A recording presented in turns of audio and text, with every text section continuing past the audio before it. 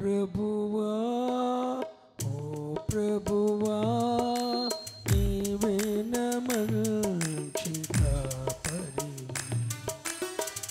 నీవే నా మంచి కాపరివి నీవే నా మంచి కాపరివి నీవే నా మంచి కాపరివి ఓ ప్రభువా ఓ ప్రభువా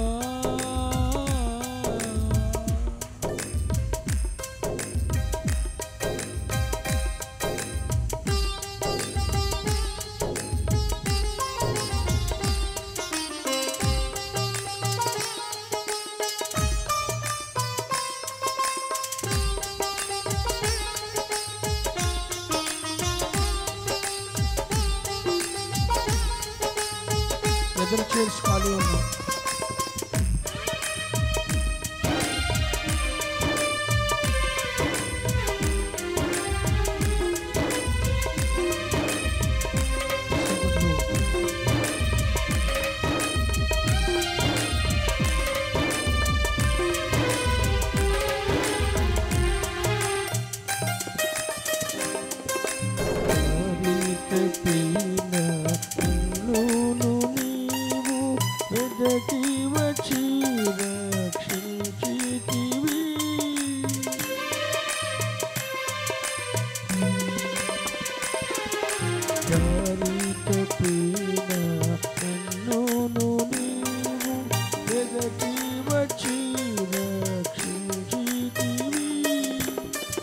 నిత్య జీవము నిచ్చిన దేవా నిత్య జీవము నిచ్చిన దేవా నీవే నా మంచి కాపరివి నీవే నా మంచి కాపరివి నీవే నా మంచి కాపరివి నీవే నా మంచి కాపరివి ఓ ప్రభువా ఓ ప్రభువా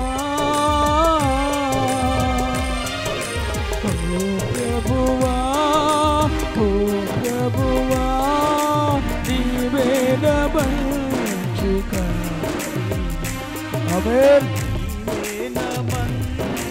సభలో అందరూ ఆత్మతో నీవే నా మంచి కాపరివి నీవే నా మంచి కాపరివి నీవు ప్రేమించిన గొర్రెలన్నిటిని ఎల్లప్పుడూ చెలివిడువగా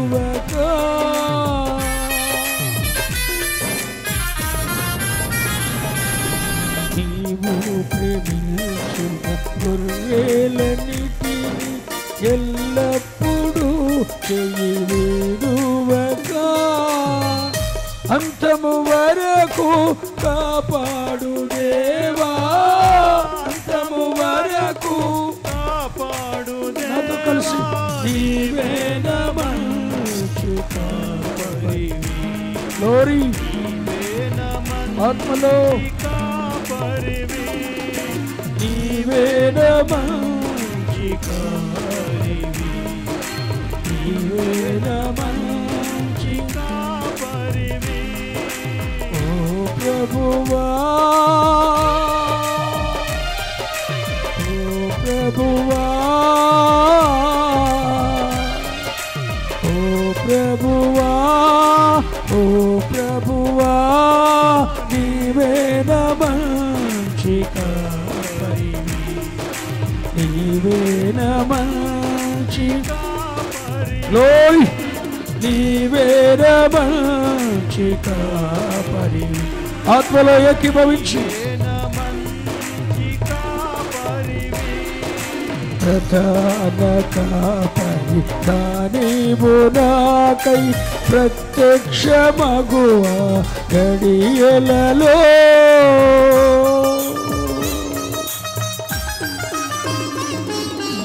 ప్రధాన కాపరిగా నీవు నాకై ప్రత్యక్షమగువ గడియలో నన్ను నీవు మరువాని దేవా, నన్ను నీవు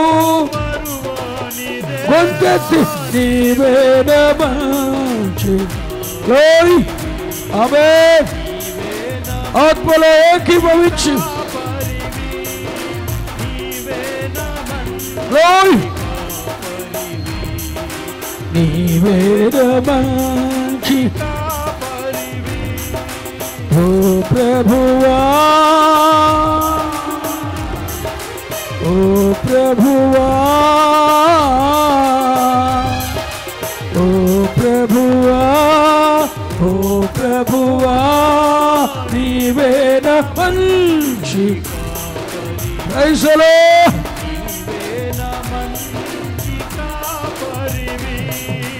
నీవేన మంచి.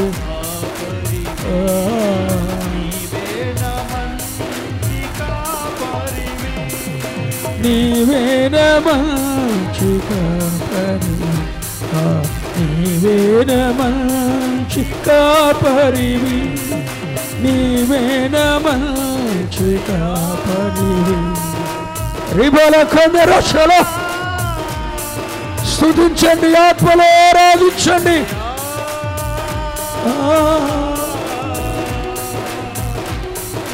నీవేన మంచి కాపరివి, నీవేన మంచి కాపరివి, నీవేన మంచి కాపరివి, నీవేన మంచి కాపరివి.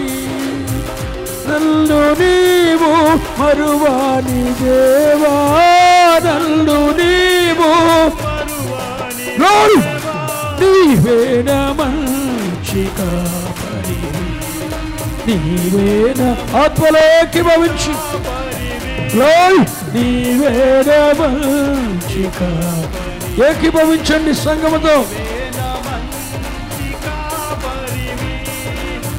అంతము వరకు కాపాడు దేవా, అంతము వరకు.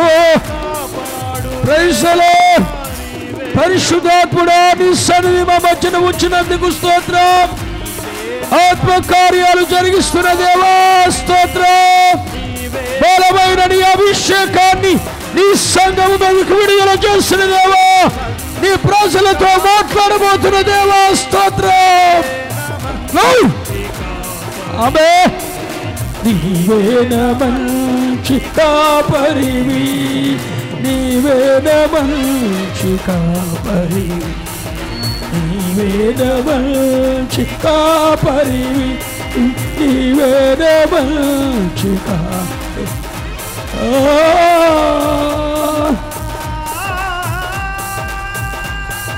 నీవేన మంచి కాపరివి యేసయ్యా, యేసయ్యా,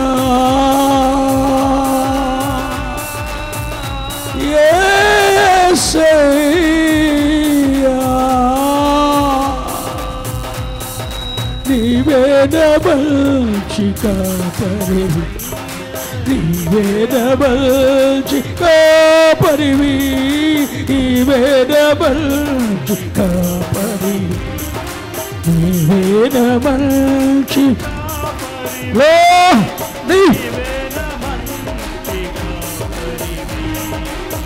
రిబోల శందరల కందరల. నీవేన మంచి కాపరివి, నీవేన మంచి. యేసయ్యా, యేసయ్యా, యేసయ్యా, యేసయ్యా, యేసయ్యా, యేసయ్యా, యేసయ్యా. హల్లెలూయా, హల్లెలూయా, హల్లెలూయా.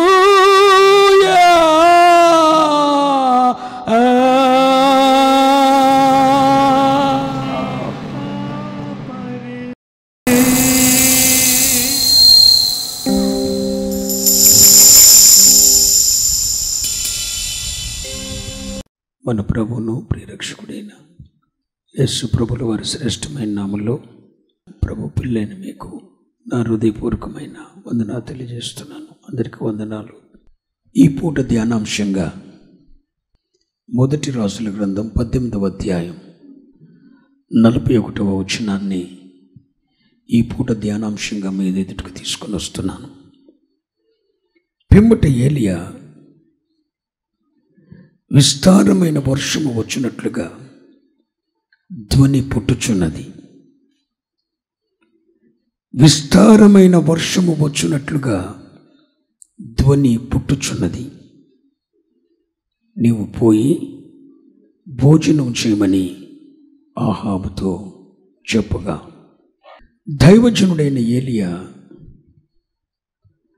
రాజైన ఆహాబుతో మాట్లాడుతున్నాడు. ఆహాబు,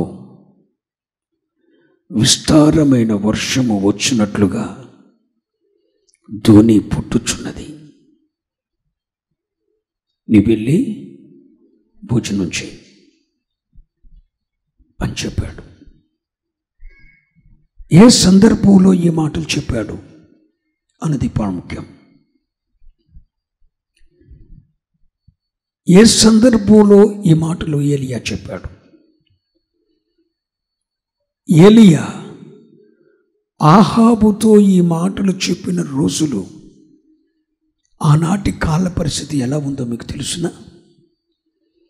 అప్పటికి భూమి మీద వర్షం పడి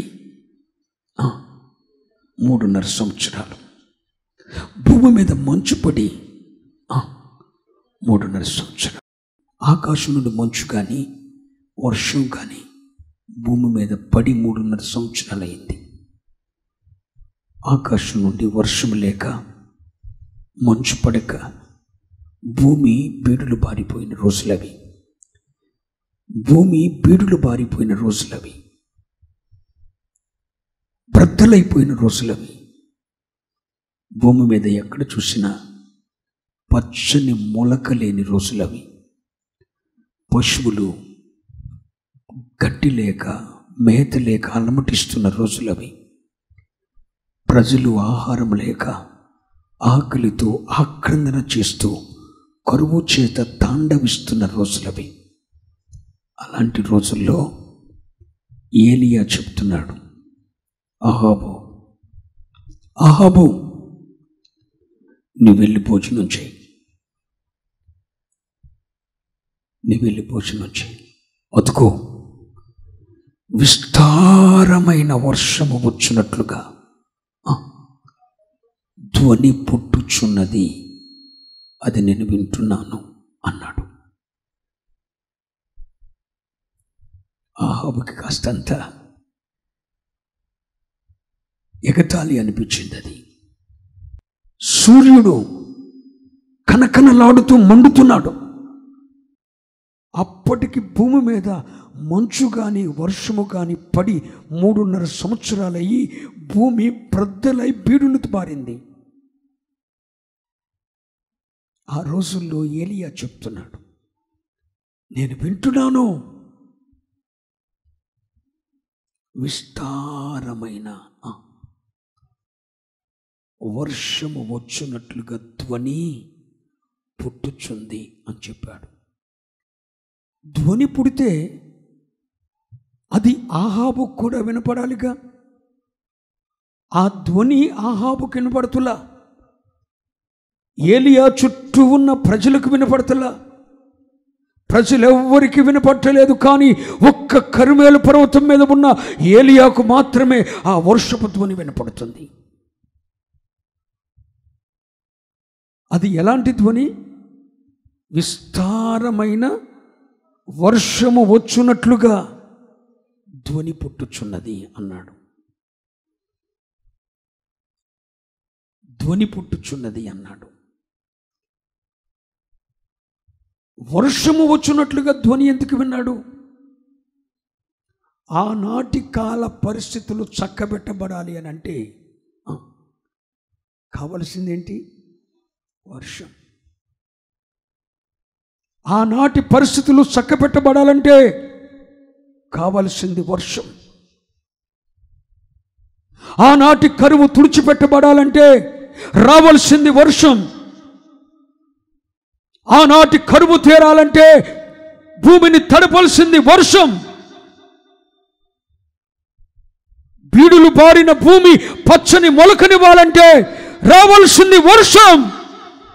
ఆ వర్షం లేక అప్పటికి 3.5 సంవత్సరాల నుండి భూమి బీడులు బారిపోయింది. వర్షం వస్తుంది, భూమిని తడుపుతుంది, పచ్చని మొలక మొలుస్తుంది, పంట పండుతుంది, మన ఆకలి తీరుతుంది అన్న ఆలోచన, అన్న నిరీక్షణ ఆ దేశంలో ఒక్కడికి కూడా లేదు. ఎందుకో తెలుసా? ఏలియా చెప్పాడు ముందే, మరలా నేను చెప్పే వరకు భూమి మీద మంచైనా వర్షమైనా పడదు. ఒక మాట మీరు గుర్తు చేసుకోండి. ఇదే ఏలియాతో ఇదే ఆహాబుతో ఏలియా 3.5 సంవత్సరాల క్రితం చెప్పాడు. ఇదే ఏలియా, ఇదే దైవజనుడు అదే రాజుతో, అదే ఆహాబుతో 3.5 సంవత్సరాల క్రితం చెప్పాడు. ఏమన్నా తెలుసా? ఆహాబు, నేను ఎవని సన్నిధిని నిలబడి ఉన్నానో ఆ జీవము కలిగిన యెహోవా తోడు, ఆ జీవము కలిగిన దేవుని పేరట చెబుతున్నాను, నా మాట ప్రకారం కాక భూమి మీద మంచైన వర్షమైన పడదు. దేవుని మాట అనలేదు. చెప్పండి, నేను ఎవని సన్నిధిని నిలబడి ఉన్నానో ఆ దేవుని పేరట చెప్తున్నాను, నా మాట ప్రకారం కాక భూమి మీద వర్షమైన మంచైన పడదు అని 3.5 సంవత్సరాల క్రితం ఏలియా శపథం చేశాడు. ఆ రోజు నుండి ఈ రోజు వరకు కూడా,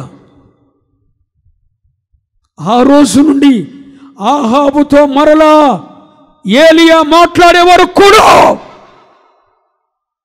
భూమి మీద మంచులే, వర్షంలే, భూమి మీద పచ్చని మొలకలే, పచ్చని పైరులే, ప్రజలకు కడుపు నిండా ఆహారంలే చెప్పాడు. ఆ రోజు వర్షం పడదని ఎందుకు చెప్పాడు? ఆ రోజు వర్షం పడదని చెప్పడానికి గల కారణం ఏంటి? దేశమంతా దేవునికి అసహ్యత పుట్టించే విగ్రహారాధన, దేశమంతా అన్య దేవత ప్రవక్తలు, దేశమంతా ఎక్కడ చూసినా బయలును ఆరాధించేవారు, ఎక్కడ చూసినా అషారా దేవుని ఆరాధించేవారు. యెహోవా దేవుని ప్రవక్త ఒక్కడుంటే వారు 850 మంది ఉన్నారు. బయలుదేవత ప్రవక్తలు 450 మంది, అషారాదేవి ప్రవక్తలు 400 మంది, మొత్తం అన్య దేవత ప్రవక్తలు 850 మంది ఉంటే, ఒక దేవుని ప్రజల మధ్య అన్య దేవత ప్రవక్తలు 850 మంది ఉంటే, జీవము గల దేవుణ్ణి ఆరాధించే ప్రజల మధ్య జీవము గల దేవుని సేవకుడు ఒక్కడే ఉన్నాడు. అసఖ్యత పెరిగిపోయింది, పాపం తాండవించింది, అక్రమం చోటు చేసుకుంది. ఏలియా కోపగించుకున్నాడు, నోరు తెరిచాడు, నా మాట ప్రకారం కాక మరలా ఈ దేశంలో మంచైన వర్షమైన పడదు అన్నాడంతే అని వెళ్ళిపోయాడు. ఆ రోజు నుండి మరలా ఆ ఇశ్రాయేలు దేశంలో మంచు లేదు, వర్షం లేదు, భూమి మీద పచ్చని మొలక లేదు, ప్రజలకి కడుపు నిండా.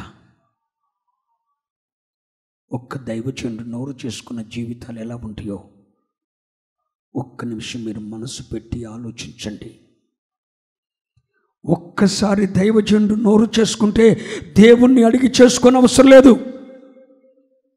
ఈరోజు చెప్తున్నాను, సేవకుడు నోరు చేసుకున్నాడు ఆహాబు విషయంలో. ఆహాబు జీవితంలో పచ్చని మొలక లేదు, పచ్చని మొలక లేదు, ప్రజలకు కడుపు నిండా ఆహారం లేదు, భూమి బీడులు బారింది.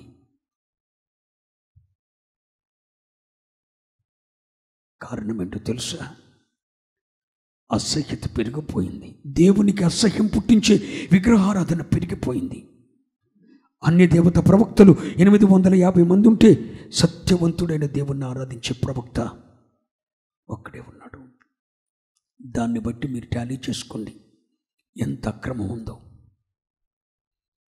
అప్పుడు ఏం చేశాడు తెలుసా? ఎట్టకేలకు 3.5 సంవత్సరాల ఆకాశాన్ని మూసి కరువు రప్పించి ప్రజలందరినీ కర్మేలు పర్వతం మీదకి పిలిపించి అందరూ చూస్తూ ఉండగా ఆకాశం నుండి అగ్నిని దింపి యెహోవాయే జీవము గల దేవుడని ప్రజలందరితో ఒప్పించేశాడు. ఒప్పించిన ఏలియా నా పని అయిపోయిందని వెళ్ళిపోలేదు. సేవకుని యొక్క గొప్పతనాన్ని అర్థం చేసుకోండి పిల్లలారా. దేవుని వైపు ప్రజలను తిప్పటమే కదా ఏలియా పని. అగ్ని దించాడు కర్మేలు పర్వతం మీద. ప్రజలందరూ చూస్తూ ఉండగా అగ్ని దిగి వచ్చింది. బలిపీఠం మీద ఉన్న వాటిని రాళ్లను సైతం బుగ్గి చేసింది. ప్రజలందరూ ఒప్పుకున్నారు యెహోవాయే జీవము గల దేవుడు. ఇంకేముంది, నా పని అయిపోయిందిరా అని వెళ్ళిపోలేదు ఏలియా. చూసావా, మనగాడిని అగ్ని ప్రవక్తను జాగ్రత్త అని తొడగొట్టి వెళ్ళిపోలేదు ఏలియా. తెలుసుకున్నారు కదా నా దేవుని మహాత్మ్యం ఏంటో. మీ నోటితో ఒప్పుకున్నారు కదా జీవము గల దేవుడని. ఇది చాలు నాకని వెళ్ళిపోలేదు. వెంటనే ఏలియా ప్రజల కళ్ళల్లో ఉన్న కన్నీరు చూశాడు. ప్రజల కడుపుల్లో ఏర్పడిన ఎలుతిని చూశాడు. ఎండిపోయి ప్రద్దలైపోయిన భూమిని చూశాడు. ఆకలితో అలమటిస్తూ బజారుల్లో ఆకలి కేకలు వేస్తున్న ఇశ్రాయేలు సంతతిని చూశాడు. తలదించుకొని, ఏలియా నీవే గెలిచావు, నేనే ఓడిపోయాను అంటూ తల తీసుకొని గుర్రమెక్కి వెళ్ళిపోతున్నా దావీదు సంతతి వాడైన ఆహాబును చూశాడు. అందరినీ కనులారా చూసిన ఏలియా అంటున్నాడు, తలదించుకొని వెళ్ళిపోతున్నాయి ఆహాబును పిలిచాడు. ఆహాబు, నా పని అయిపోయిందని అనుకోకాకు, ఇంకా నా పని ఉంది. ఏంటో తెలుసా? 1 నిమిషం ఆగు. ఓడిపోయిన ఆహాబు తలదించుకొని వెళ్ళిపోతున్నాడు. ఆహాబు 3.5 సంవత్సరాల క్రితం చెప్పాను కదా, నేను ఎవరి సన్నిధిని నిలబడి ఉన్నానో ఆ దేవుని పేరిట చెప్పాను కదా, నా మాట ప్రకారం కాక భూమి మీద మంచైనా వర్షమైన పడదని చెప్పాను కదా. మరలా ఇప్పుడు చెప్తున్నాను, అదిగో నేను వింటున్నా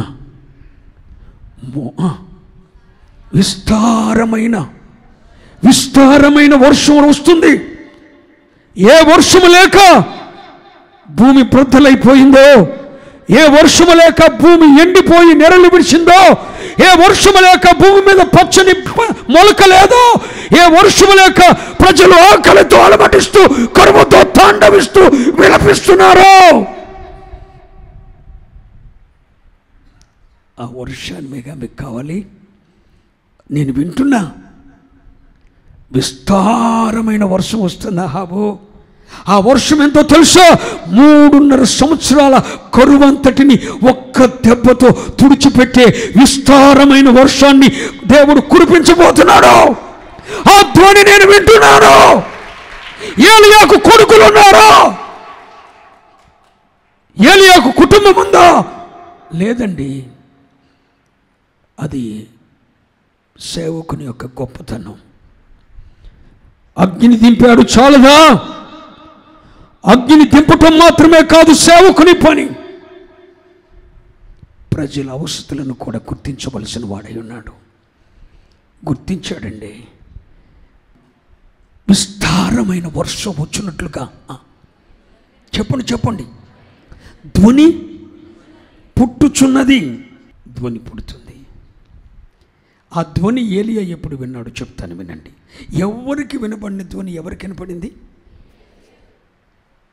ఏలియాకు మాత్రమే వినపడింది. ఎంతకీ వర్షం కురిసిందా కురవలేదా? ఆ రోజు ఎంత వర్షం? మోపైన వర్షం కురిసింది. కింద మాట చూడండి, 45వ వచనం. అంతలో ఆకాశము మేఘములతోనూ గాలివానతోనూ కారు కమ్మెను. ఏ వాన? 3.5 సంవత్సరాల తర్వాత అండి మోపైన వాన కురిసింది. స్తోత్రమయ్యా. 3.5 సంవత్సరాల తర్వాత అండి మోపైన వాన కురిసింది. ఆ వర్షము కురవక మునిపే ఏలియా విస్తారమైన వర్షము వచ్చున్నట్లు ధ్వని, అంటే ఆ వర్షము యొక్క ధ్వని ఏలియా ముందుగానే విన్నాడు. ఇందులో మీకు ఒక పాఠాన్ని నేర్పించే ముందు, అసలు ఈ ధ్వని ఎప్పుడు వినగలిగాడు ఏలియా? 3 సంవత్సరాల ముందే వినొచ్చుగా, వినలేదు. నీ జీవితంలో కార్యాన్ని చేసినట్లు దైవజనుడు ఎప్పుడు చూడగలుగుతాడు? ఒక అద్భుతమైన కార్యాన్ని చేస్తున్నట్లుగా ఎప్పుడు దైవజనుడు వినగలుగుతాడు? మీ విషయాల్లో దేవుడు మహిమోన్నతమైన కార్యం చేస్తున్నట్లుగా ఎప్పుడు నోటితో ప్రవచిస్తాడు? ఈ 3 జరగకుండా మీ జీవితాల్లో ఏమీ జరగవు. విశ్వాసము 1 చూస్తుంది, 2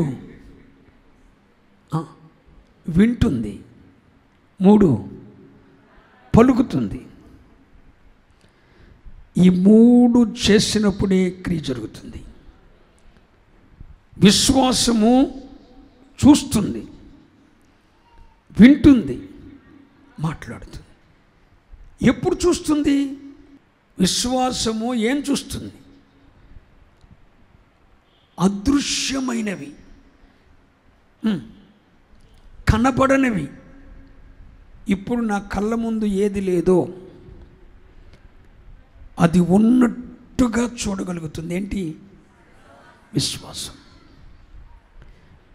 ఇప్పుడు నా కళ్ళ ముందు 1000 మంది ఆత్మలు లేరు,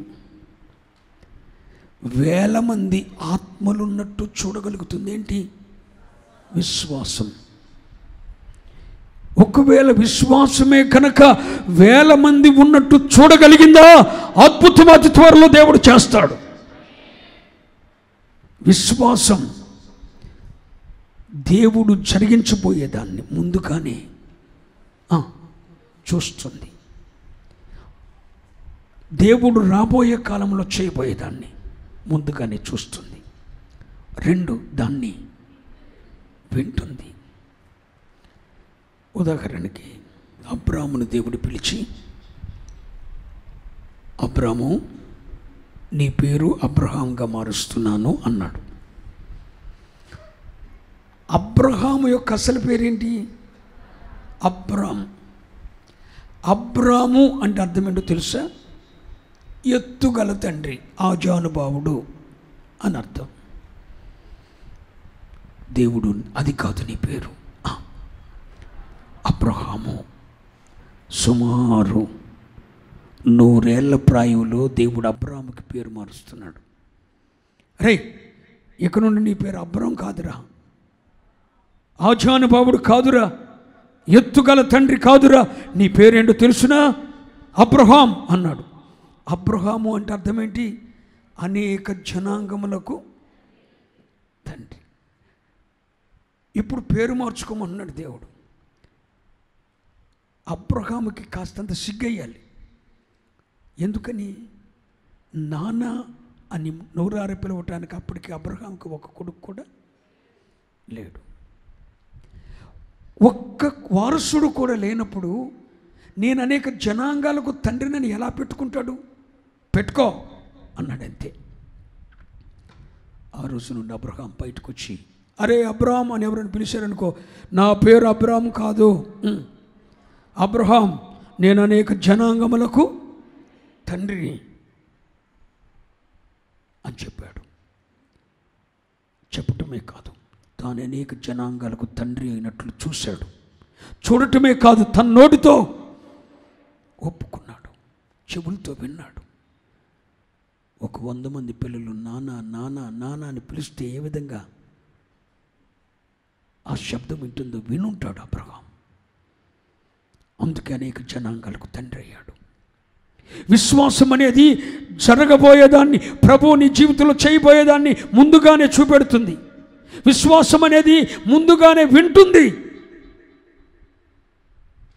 ఆ క్రియ వింటుంది. అదిగో ఆ రోజు వర్షం కావాలి కాబట్టి వర్షం వచ్చే శబ్దం, వర్షపు ధ్వని విన్నాడు. 1,00,000 మంది ఒకేసారి స్తోత్రం చెప్తే ఎలా ఉంటుందో నేను వినగలిగితే, ఆ 1,00,000 మంది ముందు నేను స్తోత్రం చెప్పినప్పుడు ఆ స్తోత్రం ఎలా ఉంటుందో వాస్తవికమైన జీవితాలు అనుభవించగలుగుతాను. వాస్తవికమైన జీవితాలు అనుభవించకమునిపే ముందే ఆ శబ్దాన్ని వినాలి. ఒకవేళ మీలో ఎవరైనా సంతానహీనురాళ్ళైన చెల్లెండ్రుంటే, బిడ్డలుంటే, కుమార్తెలుంటే, మీకు ఒక బిడ్డ పుడితే ఇంట్లో వాడు చేసే అల్లరి ఎలా ఉంటుందో ముందుగానే శబ్దాలు వినాలి వినాలి. అది మీకు దర్శనం కావాలి, చూడాలి. విశ్వాసం అనేది ముందుగానే చూస్తుంది. దేవుడు చేయబోయేదాన్ని ముందుగానే చూస్తుంది. విశ్వాసం ముందుగానే వింటుంది, ముందుగానే దాన్ని గురించి పలుకుతుంది. మీకు అర్థమవుతుందో చెప్తాను. దావీదు చెప్పాడు ఏమని? ఈ దినమున నేను నీ తల తెగవేస్తా, నీ శవాన్ని ఆకాశ పక్షులకు ఎగరవేస్తా. గొల్యాతును హతమార్చక ముందే చెప్పాడా? హతమార్చిన తర్వాత చెప్పాడా? ఇదండి విజయ రహస్యం.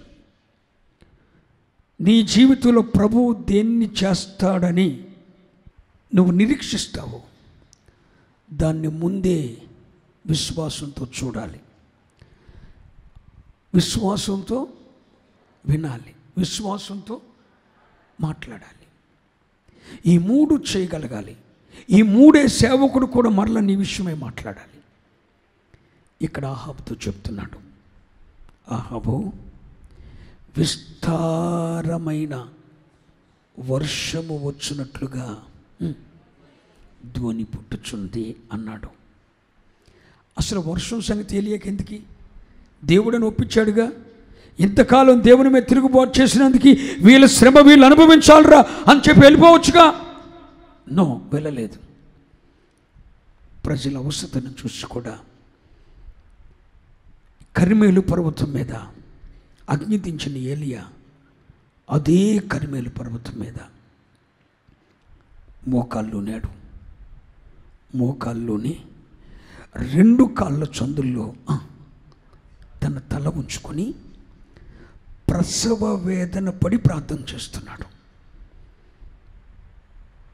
ప్రభువా, ఆహాబుతో చెప్పేశా, విస్తారమైన వర్షం వస్తుందని చెప్పేశాను.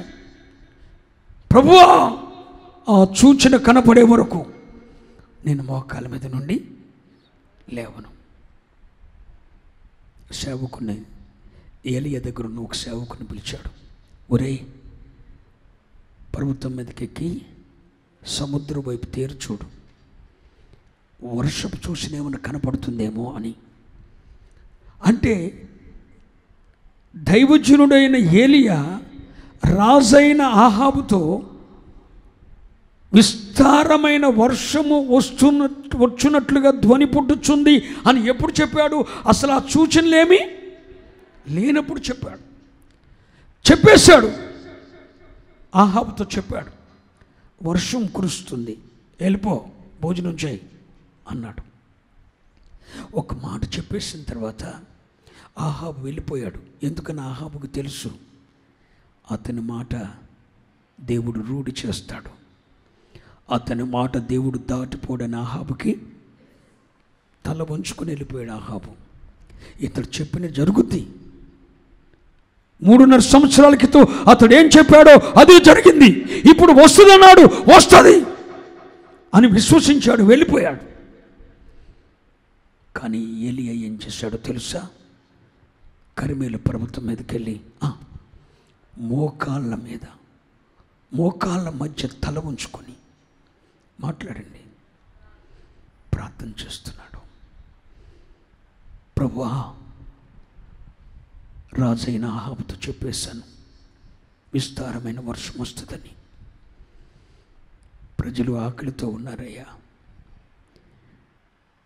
ఇశ్రాయేలు సంతతి ఆకలితో బజారుల్లో కేకలేస్తూ తిరుగుతున్నారయ్యా. వారి పిల్లలు కరువుతో తాండవిస్తున్నారయ్యా. పచ్చిక బయళ్ళు ఎండిపోయి పశువులు ఆహారం లేక మేత లేక చచ్చిపోతున్నాయ్యా. దేశమంతా కరువుతో ఉందయ్యా. ప్రజలకు ఆహారం లేదయ్యా. వర్షం వస్తుందని సెలవిచ్చాను,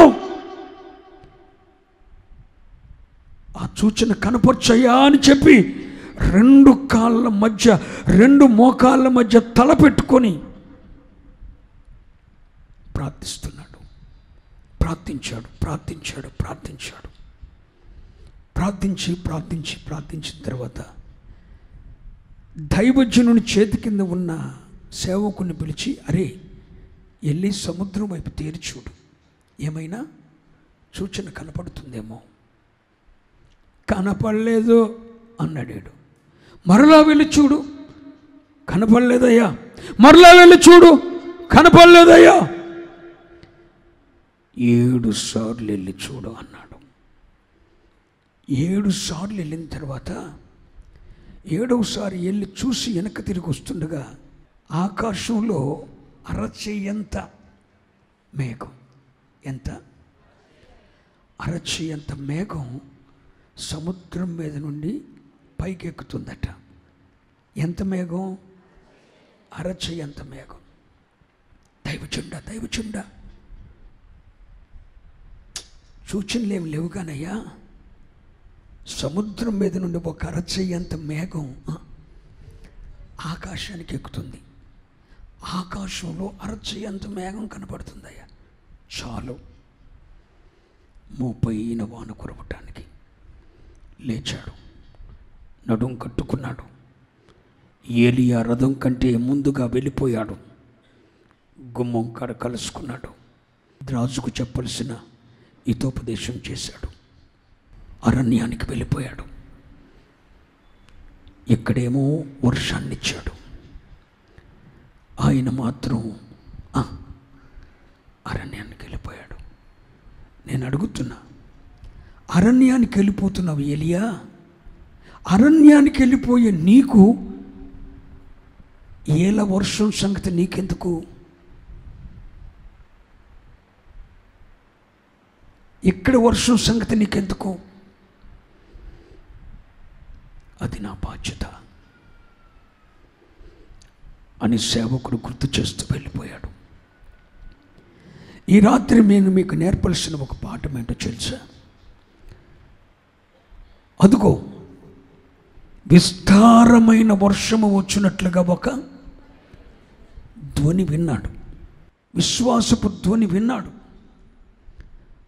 వారి విమోచన కొరకు ప్రసవ వేదన పడి ప్రార్థన చేశాడు. ఒక సూచన కనపడే వరకు మోకాళ్ళ మీద నుండి లేగలేదు. ఇదంతా ఏలియా చేస్తే కానీ 3.5 సంవత్సరాలు కరువు తీరిపోయే మోపైన వర్షం వచ్చింది. ఆ దేశంలో కరువు తీరటానికి ఎవడైనా ఏమైనా చేశాడా? చెప్పండి. రాజు చేయగలిగాడా? రాణి చేయగలిగిందా? ప్రజలు చేయగలిగారా? ఎవడు చేయలేదు. 3.5 సంవత్సరాలుగా ఉన్న కరువు తీరటానికి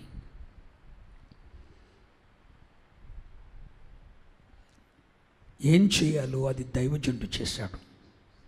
ఒకటి, ఆ దేశం మీద ఉన్న కరువు తీరటానికి దేవుడు చేయబోయే కార్యాన్ని విన్నాడు. దేవుడు చేయబోయే కార్యాన్ని విన్నాడు. ఆ కార్యము క్రియారూపం దాల్చడానికి ప్రసవ వేదన పడి ప్రార్థన చేశాడు. 3 సూచన కనపడే వరకు మోకాళ్ళ మీద నుండి పైకి లేవలేదు. ఇదంతా చేశాడు ఏలియా. అప్పుడే కరువు తీరింది. ఒక్క మాట నేను గుర్తు చేస్తున్న పిల్లలారా, నీ విషయమై, నీ కుటుంబ విషయమై, నీ బిడ్డల విషయమై ఒక దైవజనుడు బాధ్యత వహించకపోతే నీ జీవితం అప్పటి వరకు ఏదేనులా ఉన్నదైనా ఎడారైపోతుంది.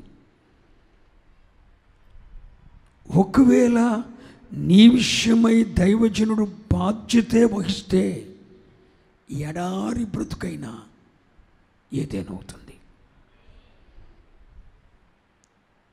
దైవజనుడు ఎప్పుడు బాధ్యత తీసుకుంటాడు?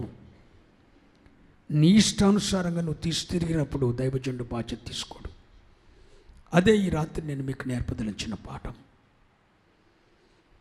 ఇక్కడ ఏలియా దేవుడు ఆ ప్రజల కొరకు చేయబోయేదాన్ని విన్నాడు. దేవుడు దైవజనుడు వింటేనే అక్కడ కార్యం. ఇప్పుడు మీ జీవితంలో ఏదైనా ఒక కార్యం దేవుడు చేయాలంటే మొదట మేము వినాలి. మాకు తెలియకుండా, తన ప్రవక్తలకు తెలియకుండా ఆయన ఏమి చెయ్యడు. ఆమోసు గ్రంథం ఖచ్చితంగా చెప్పింది. తన ప్రవక్తలకు బయలుపరచకుండా ఆయన ఏమీ చెయ్యడు. నువ్వు అనుకోకాకు, ఉద్యోగం సంపాదించుకుంటాను, అందులో లెక్కేస్తాను, నా వల్ల అయిపోతుంది, 10 లక్షలు సంపాదిస్తాను, స్థిరపడిపోతానని నువ్వు భ్రమపడొద్దు. ప్రవక్తలకు తెలియకుండా ఆయన ఏమీ చేయడు. మరి మీ విషయంలో ఆయన చేయాలంటే, మీ విషయంలో దేవుడు ఏం చేయబోతున్నాడో దాన్ని మేము వినాలి, దాన్ని మేము చూడాలి, దాన్ని మేము పలకాలి. కానీ పిల్లలారు, ఒక మాట చెప్తున్నాను వినండి. ఏలియా మరి విన్నాడు కదండి, మీరు వినాలిగా అని మీరు అడుగుతారా? చెప్తాను, అదే చెప్తా.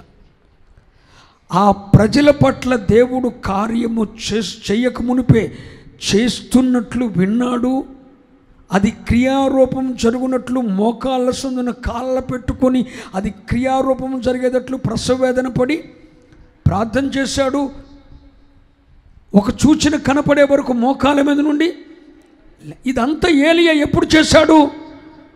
అదే అధ్యాయంలోకి రండి, ఒకసారి రండి. 18వ అధ్యాయం 40వ వచనం. అప్పుడు ఏలియా ఒకనినైనను తప్పించుకొని బయలు ప్రవక్తలను పట్టుకొనుడని వారికి సెలవీయగా జనులు వారిని పట్టుకొనిరి. ఏలియా కీషోను వాగి దగ్గర వారిని అంచుకు కొనిపోయి అక్కడ వారిని వధించెను. పిమ్మట ఏలియా విస్తారమైన వర్షపు వచ్చినట్లుగా దేశంలో ఉండకుండా ఎవడు సావాలో వాడు చచ్చాడు. ఎవరిని చంపాలో వాడిని చంపేశాడు. అప్పుడే వారి మీద జాలి చేసుకున్నాడు. వినండి చెప్తున్నాను. నీ జీవితంలో సావవలసిన చెడ్డ క్రియలు సావకుండా, ఒక విశ్వాసకి తగిన క్రియలు నీలో లేకుండా ఎంతసేపు సేవకుడు హృదయంలో మోస్తాడు. బయలుదేవత ప్రవక్తలు చచ్చారు. అప్పుడు వారి విషయమై ఏలియా శబ్దం విన్నాడు. నేను చెప్తున్నా, నీ బ్రతుకులో ఎవడు సావాలో వాళ్ళు సావకపోతే,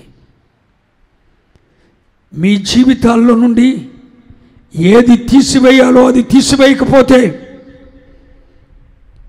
బయలుదేవత ప్రవక్తల్లో ఒక్కడు మిగిలినా, అషారాదేవి ప్రవక్తల్లో ఒక్కడున్నా ఏలియా కనికరించేవాడు కాదు. ఆ వర్షపు ధ్వని వస్తున్నట్లుగా శబ్దం వినేవాడు కాడు, దయగొనేవాడు కాదు, జాలిపడేవాడు కాదు, వర్షం కురిపించేవాడు కాదు, కరువు తీరేది కాదు.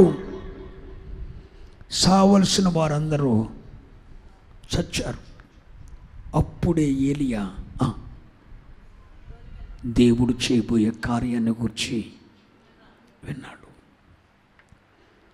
ఒక్క మాట చెప్తున్న సేవకునిగా, నీ జీవితంలో దేవుడు చేయబోయే కార్యాలు వినాలని, ప్రభువా ఆ బిడ్డ జీవితంలో నువ్వే కార్యాన్ని చేయబోతున్నావు ప్రభువా అని మేము దేవుని సన్నిధిలో వేచి చూస్తే నిన్ను గూర్చి వినపడే శబ్దాలు వేరుగా ఉన్నాయి.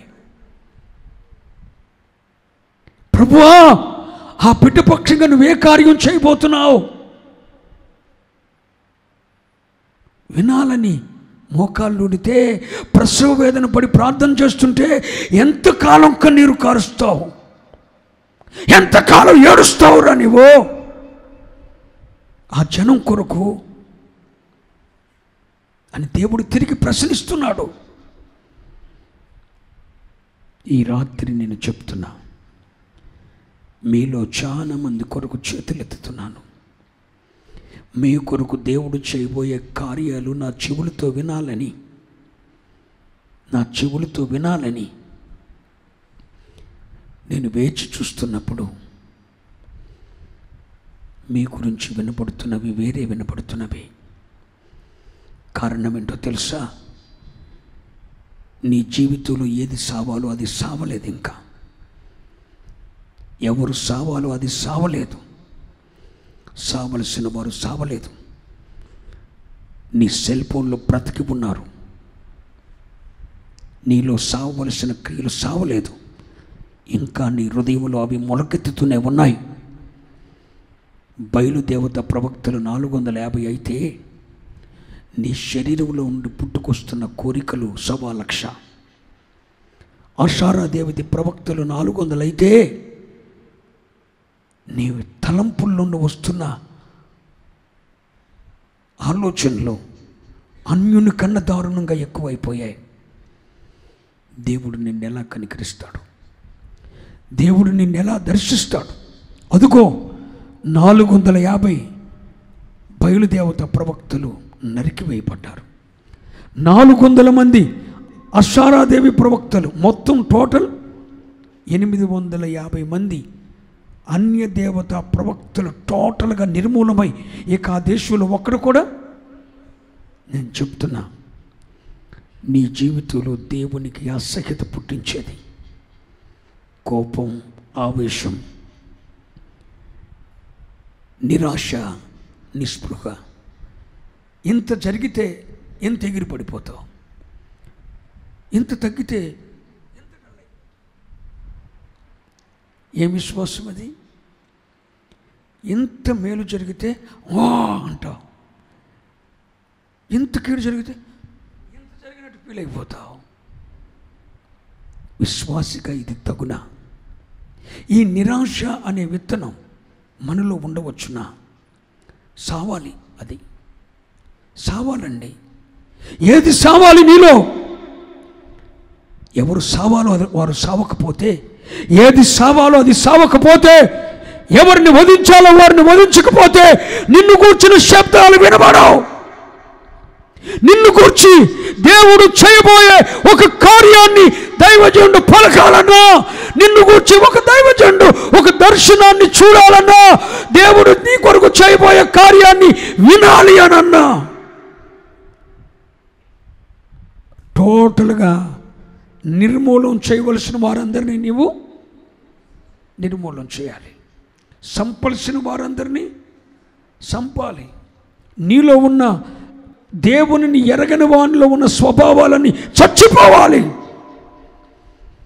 నీ సమస్యలన్నిటికీ చిరునవ్వే సమాధానంగా మారాలి. యేసయ్య సిలువను కూడా ఆనందముతో భరించాడట. అది విశ్వాసి లక్షణం. మీరు ఎప్పుడు చదవలేదా?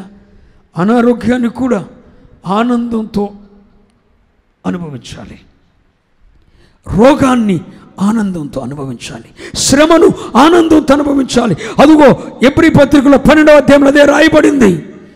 ఆయన సిలువను సహించాడు.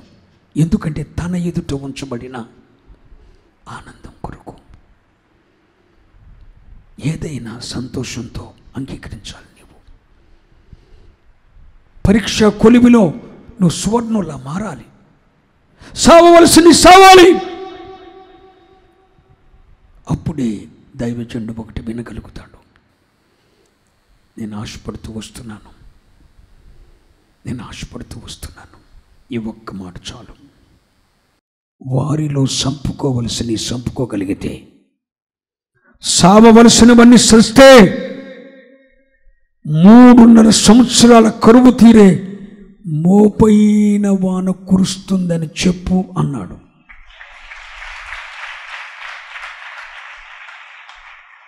ఆ వాన ఎవరెవరి విషయంలో కురవబోతుందో ఇప్పుడు నేను వినాలి.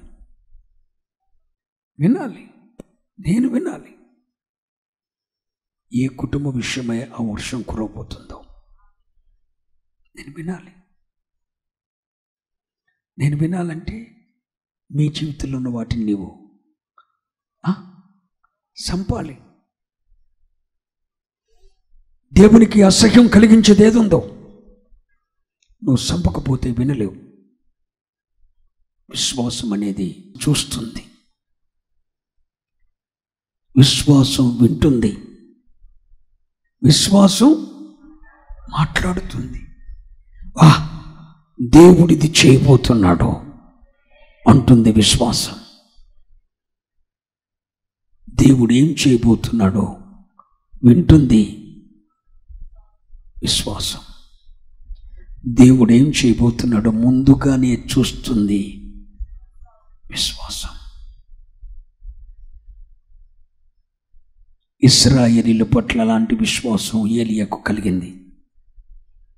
ఎప్పుడు తెలుసునా? వారి మధ్యనున్న అన్యదేవత ప్రవక్తలు నిర్మూలన చేయబడినప్పుడు. నీ ఇంట్లో, నీ జీవితంలో దేవునికి అసహ్యత కలిగించేది ఏదుందో దాన్ని నువ్వు నిర్మూలన చేయగలిగితే, నేను చెప్తున్నా, దేవునికి మించి ఎవరెక్కువేం కాదు. వదిలిపెట్టి పారేయండి, అవసరం లేదు. ఒకవేళ నువ్వు వదిలిపెట్టకపోతే వారితోనే నీ మరణమని ఈరోజు నేను నీతో చెప్తున్నాను. దేవుని కొరకు నువ్వెవరిని వదిలిపెట్టలేకపోతున్నావో వారి కొరకే నువ్వు చచ్చిపోతావు. ఛాలెంజ్గా చెప్తున్న ఈ మాట. నువ్వు దేవుని కొరకు ఎవరిని వదిలిపెట్టలేకపోతున్నావో వారిని నువ్వు వదిలిపెట్టలేకపోతే, నువ్వు దేవుని కొరకు ఏ పాపాన్ని విడిచిపెట్టలేకపోతున్నావో ఆ పాపంతోనే నీ సావు. ఏ వ్యక్తిని విడిచిపెట్టలే ఆ వ్యక్తితోనే నీ సావు. ఏ పాపాన్ని విడిచిపెట్టలేకపోతున్నావు ఆ పాపంతోనే నీ సావు రాచిపెట్టాడు దేవుడు. జాగ్రత్త. అందుకని రాత్రి బయటకు రండి. వద్దా అన్నో చెల్లో అక్కో తమ్ముడు అనవసరం, అక్కర్లేదు. అబ్రహాము తన బంధువులందరినీ విడిచిపెట్టి పారేశాడు. స్వజనాంగాన్ని విడిచిపెట్టేశాడు. కన్న తండ్రి చచ్చిపోతే సంతోషపడ్డాడు. పోయాడు దరిద్రం అనుకున్నాడు. ఆ తెరాగ్గాలు ఉన్నంత వరకు అబ్రహాం జీవితంలో కార్యమే జరగలేదు. అసలు నీ తండ్రి వద్దు అన్నాడు దేవుడు. చెప్తున్నాను, నీవు నేను చాలా పొరపాట్లు చేస్తున్నావు. దేవుని కొరకు నిలవలేకపోతున్నావు. మన ఎడలో ఉంచిన రాజమార్గం ఏంటో మన కళ్ళకు కనపడతలేదు. ముండ్ల మార్గాల్లోనే నడవటం నువ్వు నేర్చుకున్నావు. నేను చెప్తున్నా, ఇలాగే ఈ జీవితం కంటిన్యూషన్ అవుతుందని నువ్వు భ్రమపడుతున్నావు. ఎంతో కాలం సాగదిది. నేను ఒకటే చెప్పదలంచాను, కుటుంబాశీర్వాద ప్రార్థనలో దేవుని కొరకు నిలిచి ఏమేమి నీ జీవితంలో నుండి తీసివేయాలో దాన్ని తీసివేసి, ఎవరెవరిని చంపాలో వారిని చంపి, దేన్ని హతమార్చాలో దాన్ని హతమార్చి, ఎవరినెవరు నిర్మూలన చేయాలో వారిని నిర్మూలన చేయగలిగితే నీ పట్ల దేవుడు చేయబోయేదాన్ని ముందుగానే చూడగలుగుతావు, ముందుగానే వినగలుగుతావు, ముందుగానే మాట్లాడేస్తావు. నీ తల నరికేస్తానని గొలియాతుతో దావీదు చెప్పినట్లు ఈ సమస్యను నేను తొక్కేస్తానని చెప్తావు. నీతిమంతుడు విశ్వాసం మూలంగా జీవిస్తాడు. విశ్వాసం మూలంగా జీవించేవాడు కలవరపడడు. నిజంగానే అందరూ అనుకున్నట్లే భయంకరమైన రోగం వచ్చిన కలవరపడ్డం, సావే ముందు వచ్చి నిలబడిన కలవరపడ్డం. ఎందుకు తెలుసా? విశ్వసించాడు. విశ్వాసం అనేది చూస్తుంది, వింటుంది, మాట్లాడుతుంది. చూసింది, చూస్తుంది, వింటుంది. చూసింది, విన్నది. ఈ అనుభవానికి మీరు రాగలిగారా? నీతోనే స్పష్టంగా మాట్లాడుతున్నా. ఈ రాత్రి సరి చేసుకో. ఎవరి కోసమో కాదు, నీ కొరకై. ఒక మనిషి దేవుడు చేయబోయేదాన్ని చూడాలన్నా, వినాలన్నా, మాట్లాడాలన్నా మొదట చేయాల్సింది ఏంటి? సంహరించవలసిన వాటన్నిటిని అది సంహరించాలి. నీ జీవితంలో దేన్ని సంహరిస్తావో సంహరించి పారేయండి. అయితే ఒకటి, నీ విషయమై కూడా దేవుడు చేయబోయేదాన్ని సేవకుడు చూడాలి, వినాలి, మాట్లాడాలి.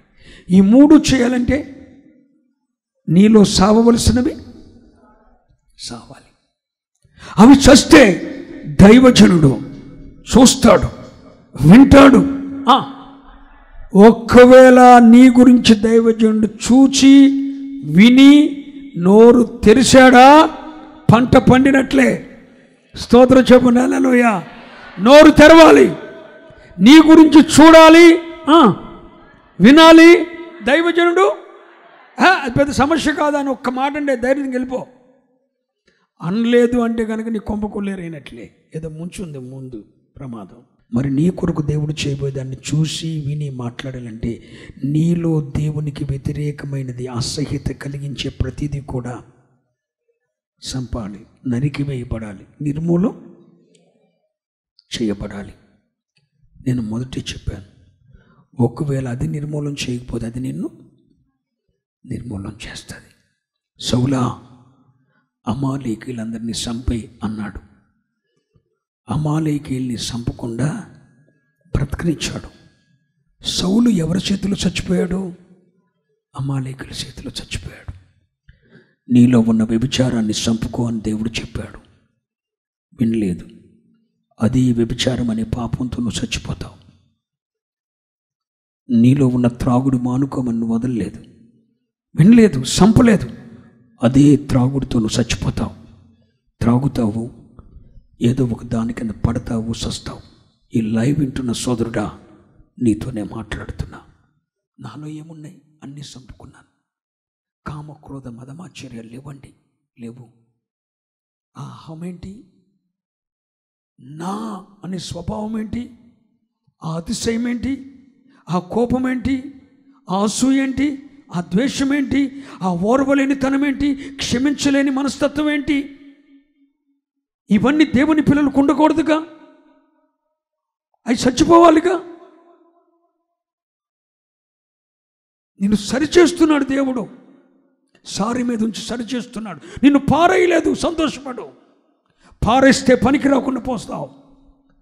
కానీ నువ్వు పనికిరాని వాడవని, పనికిరాని పాత్రమని పారవేయకుండా సారి మీద పెట్టి ఈ రాత్రి ఇంకా సరిచేస్తున్నాడు. రూపకల్పనలోకి వస్తే నీ కొరకైన దర్శనాన్ని రాత్రి ప్రభు చూపబోతున్నాడు. నీ కొరకు ఆయన చేయబోయే కార్యాన్ని వినిపింప చేయబోతున్నాడు. నీ కొరకైన దేవుడు చేయబోయే కార్యాన్ని నోటితో ఒప్పింప చేయబోతున్నాడు. నువ్వు సంపలసిన దాన్ని సంపుతావా? అదుగో మోపైన వర్షం.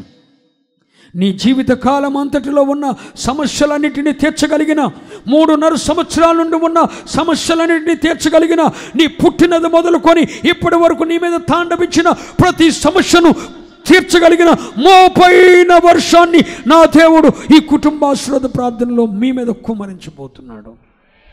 ప్రభు ఈ మాటలను ఆశీర్వదించునుగాక. ఆమేన్. ఓ మంచి ప్రార్థన చేసుకుందాం.